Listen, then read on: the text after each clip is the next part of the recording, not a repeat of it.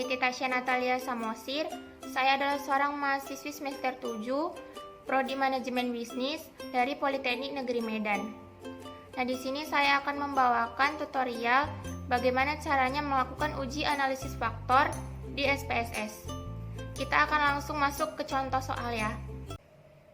Nah, jadi sebelum kita masuk ke contoh soal, kita akan membahas sedikit tentang uji analisis faktor. Nah, apa itu uji analisis faktor? Uji analisis faktor secara umum ialah suatu teknik analisis yang memuat informasi tentang pengelompokan variabel faktor dalam suatu penelitian. Analisis faktor bertujuan untuk menyaring variabel mana yang paling unggul atau paling dominan dari beberapa variabel yang dipilih oleh peneliti.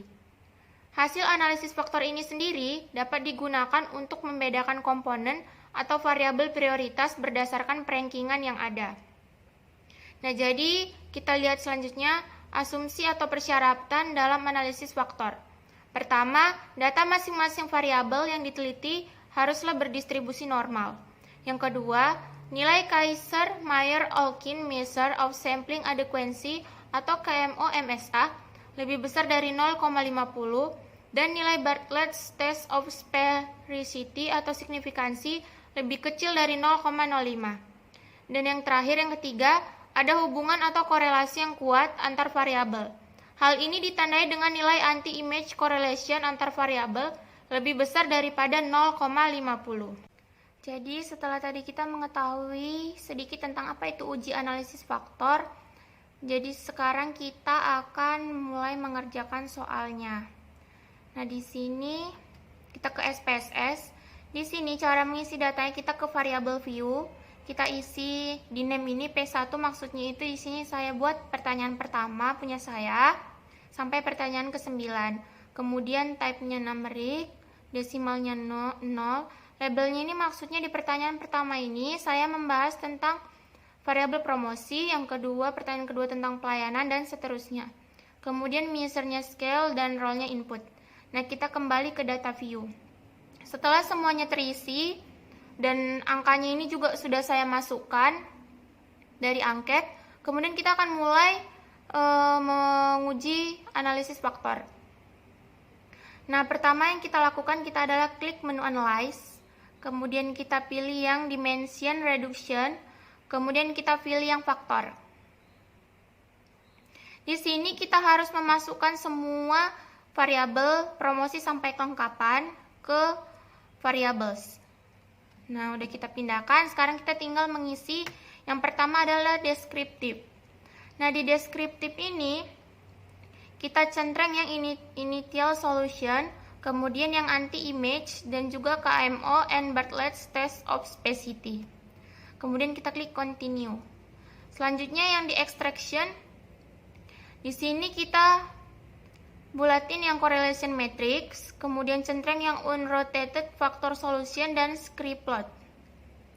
Kemudian kita bulati juga yang based on eigenvalue dan kita klik continue. Nah, kemudian yang ketiga rotation. Rotation ini yang kita isi di sini adalah Varimax, yang kita bulatin Varimax. Kemudian di sini kita centreng yang rotate solution. Kemudian kita klik continue. Nah, kemudian yang terakhir scores. Di sini yang kita centreng adalah save as variable. Kita centreng. Kemudian kita klik continue. Nah, sudah selesai kita isi semua. Kita klik OK. Kita tinggal tunggu outputnya keluar.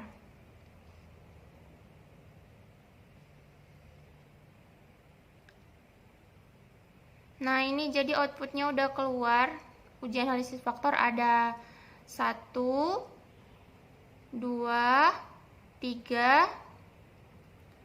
4, 5, 6, 7, 8. Jadi ada 8 tabel. Nah, kita akan membahas bagaimana cara membaca dari output faktor analisis ini. Nah, jadi kita akan mulai membaca output dari uji analisis faktor ini ya. Dari ada 8 tadi tabelnya, di sini saya udah buat. Nah, jadi hasil output uji analisis faktor. Yang pertama tadi kita lihat di sini ada tabel KMU and Bartlett test. Nah, jadi udah saya pindahkan ke sini. Tabel output pertama KMU and Bartlett test. Tabel output KMU and Bartlett test berguna mengetahui kelayakan suatu variabel, apakah dapat diproses lebih lanjut menggunakan teknik analisis faktor ini atau tidak. Caranya dengan melihat nilai KMO MSA atau Kaiser-Meyer-Olkin Measure of Sampling Adequacy. Jika nilai KMO MSA lebih besar dari 0,50, maka teknik analisis faktor dapat dilanjutkan. Kita lihat nilai KMO and Bartlett testnya di sini 0,647, berarti lebih besar daripada 0,50. Dan nilai Bartlett test of specificity atau signifikansinya di sini 0,003, lebih kecil daripada 0,05. Berarti analisis faktor dalam penelitian ini dapat dilanjutkan karena sudah memenuhi persyaratan pertama. Nah, di tabel output yang pertama ini udah lewat persyaratannya ini. Nilai Kaiser-Meyer-Olkin Measure of Sampling Adequacy-nya 0,647, lebih besar daripada 0,50, dan signifikansinya juga 0,003, lebih kecil daripada 0,05. Berarti persyaratannya sudah lolos. Nah, kemudian kita masuk ke tabel yang kedua, tabel output yang kedua. Udah saya pindahkan ke sini. Ini tadi tabel output yang keduanya. Ini tabel anti-image matrix. Nah, kita bahas di sini ya. Di sini ada penjelasannya di bawah. Anti-image matrix berguna untuk mengetahui dan menentukan variabel mana saja yang layak pakai dalam analisis faktor. Perhatikan bagian anti-image correlation. Pada tabel tersebut terdapat kode huruf A yang artinya tanda untuk Measure of Sampling Adequacy atau MSA. Diketahui nilai MSA dari masing-masing yang diteliti adalah sebagai berikut. Nah, jadi nilai MSA-nya itu dilihat dari yang ada huruf A-nya. Ini, misalnya di promosi itu ini yang ada huruf A-nya. 0,732, berarti nilai MSA-nya itu 0,732. Di pelayanan itu di sini 0,705 yang ada A-nya. Segmentasi di sini, lokasi di sini, dan seterusnya. Nah, jadi ketentuannya bagaimana? Di sini persyaratan yang harus terpenuhi dalam analisis faktor adalah nilai MSA harus lebih besar daripada 0,50. Nah, kita periksa lagi di atas. Di tabel promosi 0,732 lebih besar daripada 0,50, berarti lolos. 0,705 lebih besar daripada 0,50, berarti lolos. 0,642 lebih besar daripada 0,50, berarti lolos. 0,671 lebih besar daripada 0,50, berarti lolos. 0,665 lebih besar daripada 0,50, berarti lolos. 0,658 lebih besar daripada 0,50, berarti lolos. 0,650 lebih besar daripada 0,50, berarti lolos. 0,642 lebih besar daripada 0,50, berarti lolos. Dan yang terakhir 0,273 ini lebih kecil daripada 0,50. Nah, berarti masalahnya ada di sini, ada di kelengkapan, di variabel kelengkapan. Kita lihat ketentuan selanjutnya. Jika ada variabel yang memiliki nilai MSA lebih kecil daripada 0,50, maka solusinya adalah dengan melakukan proses analisis ulang hanya untuk variabel yang memiliki nilai MSA lebih besar daripada 0,50. Itu artinya variabel kelengkapan yang 0,273 harus kita keluarkan dari data SPSS kita. Kita harus memulai ulang penelitian kita tadi, yang ini tadi. Nah, kita harus ngebuang yang variabel 9 yang tadi dia hasilnya lebih kecil. Nah, kita akan mengulangnya ya. Di sini kita caranya itu dari sini aja tadi, dari analyze tadi, dimension reduction factor, kemudian kita hapus dulu yang ini ya. Kita hapus, clear. Ini juga kita hapus, kita clear dulu semua. Kemudian ini hasilnya tadi juga kita keluarkan aja outputnya, jangan kita simpan. Nah, di sini kita klik analyze, kita klik dimension reduction factor. Nah, jadi yang ke-9 yang kelengkapan nggak usah kita masukkan karena tadi lebih kecil. Kita coba yang ini yang 8 aja berarti jadinya. Nah, jadi ini hasil yang baru. Ini hasil yang baru ya, teman-teman. Dan yang tadi di sini kita hapus aja jadinya yang P9-nya ya. Oke.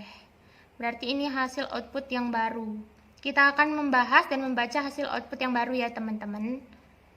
Sekarang kita akan membahas output yang baru dari data kita yang baru juga. Ini dari data yang baru tadi, kita kan udah buang tadi yang pertanyaan ke-9 yang ternyata nilai MSA-nya lebih kecil daripada 0,05. Berarti ini data kita yang baru. Ini output yang baru, kita akan bahas. Di sini udah saya pindahkan juga ke sini. Jadi sama seperti peraturan yang tadi, tabel output yang pertama di sini 0,50, peraturannya tetap sama. Di sini nilai Kessler-Mayer-Olkin measure of sampling adequacy-nya 0,706, berarti lebih besar daripada 0,50, dan nilai signifikansinya 0,001, lebih kecil daripada 0,05. Berarti di sini penelitian ini dapat dilanjutkan karena sudah memenuhi persyaratannya yang pertama. Berarti di tabel output yang pertama juga udah lolos ya, sama kayak yang tadi.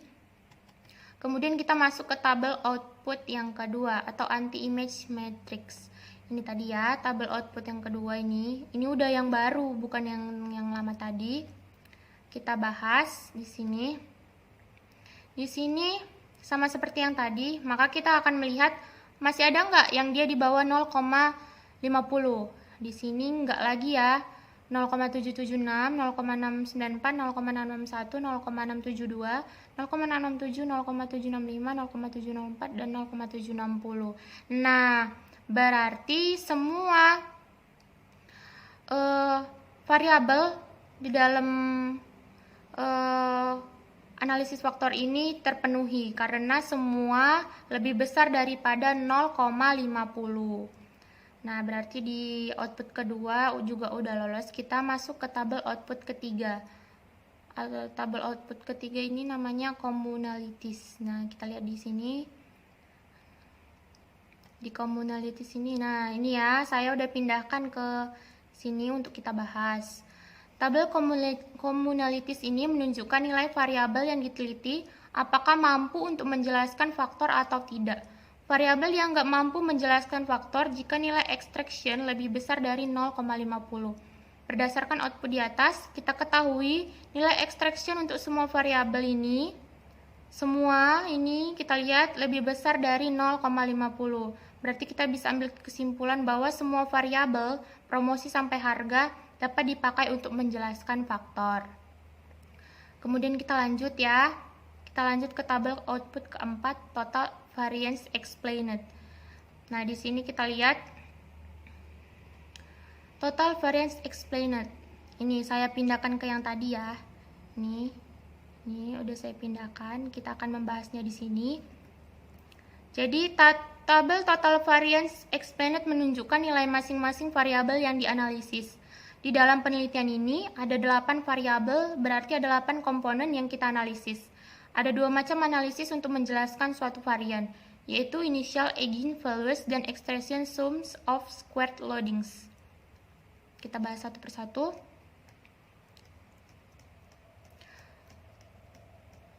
Kita naikkan dulu ya. Pada varian initial eigenvalues menunjukkan faktor yang terbentuk. Apabila semua faktor dijumlahkan menunjukkan jumlah variabel. Di sini 2 ditambahkan 2 ditambah 0,7 sampai ke bawah hasilnya nanti adalah 8, sama jadinya 8 variabel. Sedangkan pada bagian extraction di sini of sums of squared loading menunjukkan jumlah variasi atau banyaknya faktor yang terbentuk. Pada hasil output di atas ada 2 variasi faktor, yaitu ini 2,695 dan 2,339.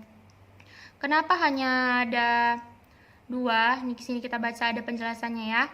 Berdasarkan tabel output total variance explained pada bagian initial eigenvalues, maka ada 2 faktor yang dapat terbentuk dari 8 variabel yang dianalisis. Di mana syarat untuk menjadi sebuah faktor, maka nilai eigenvalue harus lebih besar dari 1. Nah, kita lihat di sini yang nilai eigenvalues-nya lebih besar dari 1 itu hanya komponen yang pertama dan yang kedua. Yang ketiga sampai ke 8 itu 0,7, 0,4, 0,3, 0,2. Jadi nggak masuk ke dalam pemfaktoran. Seperti itu ya teman-teman. Jadi nilai total komponen 3, 4, 5, 6, 7, 8 tidak dihitung sebab nilai eigenvalue-nya kurang dari 1. Maka tidak menjadi faktor. Berarti yang menjadi faktor hanyalah 1 dan 2. Gitu ya teman-teman. Nah, sekarang kita akan lanjut ke tabel yang kelima. Tadi kita udah bahas tabel yang keempat. Kita akan lanjut ke kelewatan teman-teman. Nah, kita akan lanjut ke sini. Tabel output kelima, script plot. Nah, kita buka dulu di sini nih script plot. Ini tabelnya kayak grafik gitu ya teman-teman. Kita akan bahas di sini. Gambar script plot ini dapat juga menunjukkan jumlah faktor yang terbentuk. Caranya dengan melihat nilai titik komponen yang memiliki nilai eigenvalue lebih besar dari 1.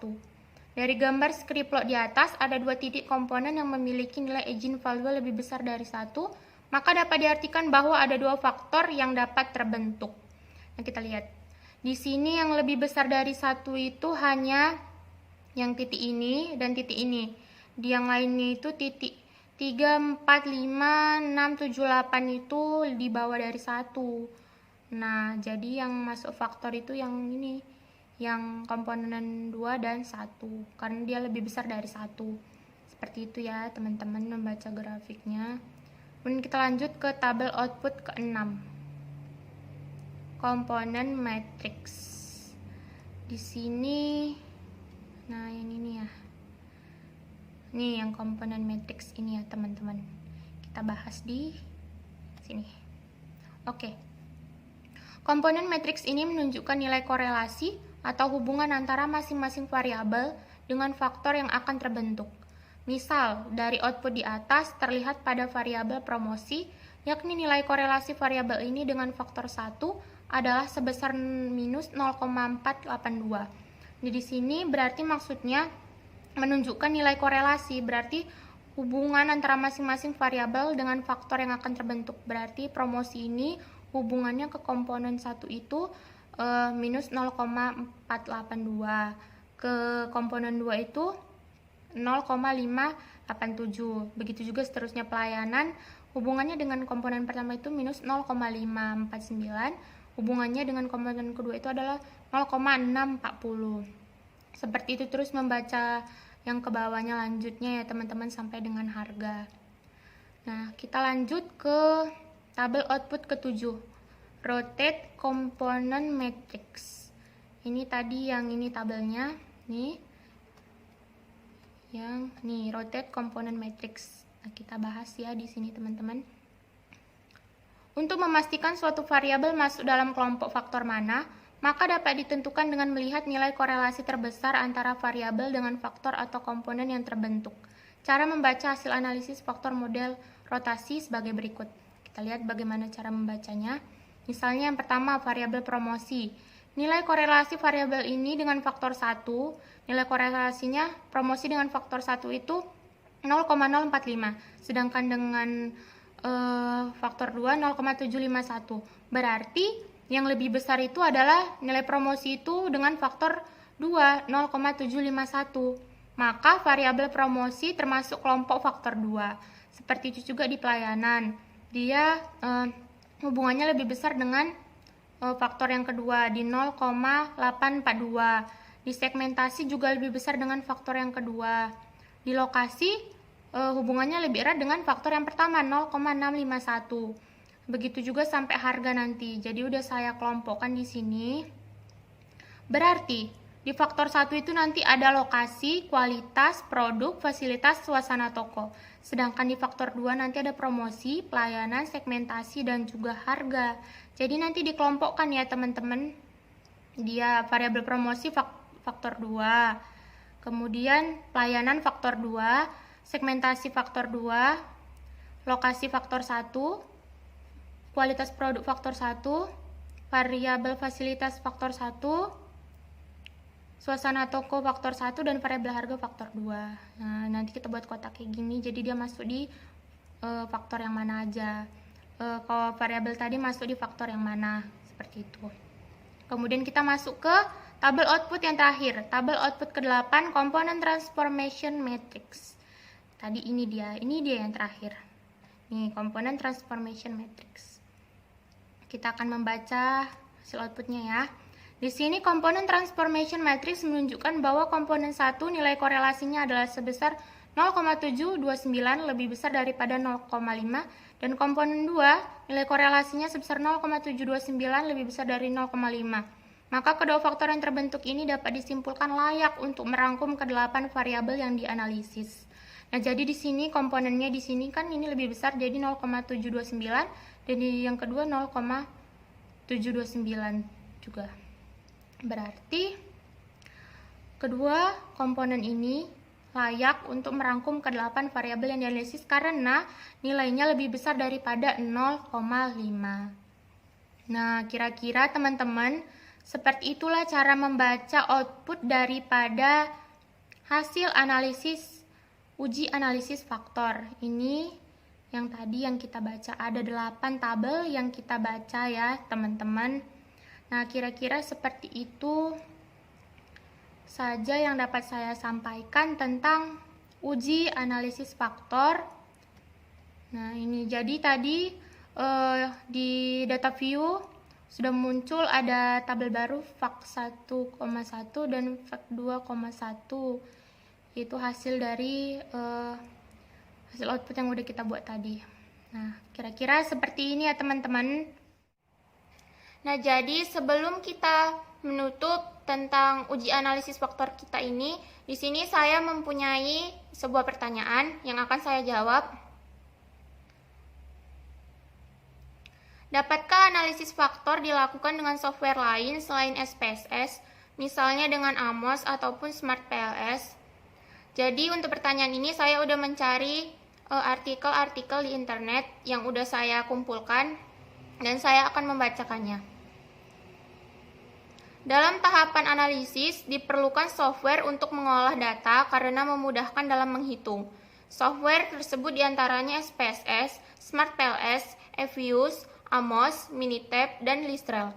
Berarti, software yang dapat digunakan untuk tahapan analisis untuk menghitung itu bisa SPSS, bisa Smart PLS, Fuse, Amos, Minitab, dan Listrel. Kemudian kita akan melihat apa itu Amos. Amos merupakan program khusus yang digunakan dalam analisis persamaan struktural atau Structural Equation Model atau dikenal sebagai SEM. Amos semula merupakan perangkat lunak komputasi statistik yang mandiri, namun dalam perkembangannya saat ini Amos diambil alih oleh SPSS sehingga versi-versinya mengikuti perkembangan SPSS. Sama halnya dengan SPSS, Amos merupakan software statistika yang dikembangkan oleh IBM. Software Amos memang dikhususkan untuk membantu menguji hipotesis hubungan antar variabel. Melalui software ini, kita dapat mengetahui tingkat kekuatan hubungan antara variabel baik antara variabel laten maupun dengan variabel manifest. Seberapa signifikan hubungan antara variabel dan seberapa fit model hipotesis dibandingkan dengan data real lapangan. Nah, berarti dari kesimpulan ini kalimat atau kata-kata ini kita bisa mengambil kesimpulan bahwa Amos itu bisa digunakan untuk melakukan uji analisis faktor yang kita gunakan tadi di SPSS. Berarti software Amos ini juga bisa kita gunakan. Kemudian yang kedua adalah Smart PLS. Smart PLS atau Smart Partial Least Square adalah software statistik yang sama tujuannya dengan Listrel dan Amos, yaitu untuk menguji hubungan antara variabel, baik sesama variabel laten maupun dengan variabel indikator atau manifest. Nah, dari kata-kata ini kita juga bisa mengambil kesimpulan bahwa Smart PLS bisa digunakan untuk uji analisis faktor yang kita uji tadi di SPSS. Maka aplikasi atau software Smart PLS ini juga bisa kita gunakan. Berarti jawabannya tadi adalah analisis faktor dapat digunakan dengan software lain selain SPSS. Amos dan PLS juga bisa digunakan. Nah, kira-kira sekian yang bisa saya sampaikan tentang uji analisis faktor. Kiranya bisa bermanfaat dan berguna bagi kita semua. Akhir kata saya ucapkan Mohon maaf jika ada kesalahan kata, dan terima kasih.